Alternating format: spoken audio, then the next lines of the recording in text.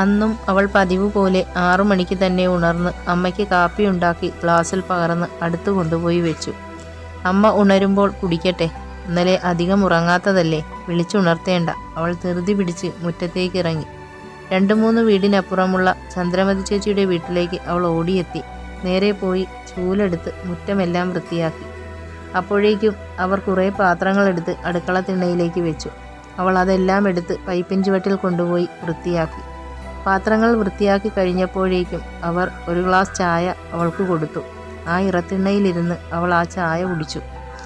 ചേച്ചി, ഞാൻ പൊക്കോട്ടെ, ചെടിക്കൊക്കെ ഞാൻ വൈകിട്ട് വന്ന് നനയ്ക്കാൻ ചേച്ചി.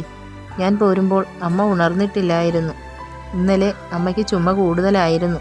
നേരം പുലരാറായപ്പോഴാണ് അമ്മയൊന്ന് മയങ്ങിയത്. അതുകൊണ്ട് ഞാൻ അമ്മയെ വിളിച്ചുണർത്തിയില്ല. കുറച്ചുറങ്ങിക്കോട്ടെ എന്ന് കരുതി. ചെന്നിട്ട് വേണം അമ്മയ്ക്ക് വേണ്ടതെല്ലാം ചെയ്തു കൊടുക്കാൻ.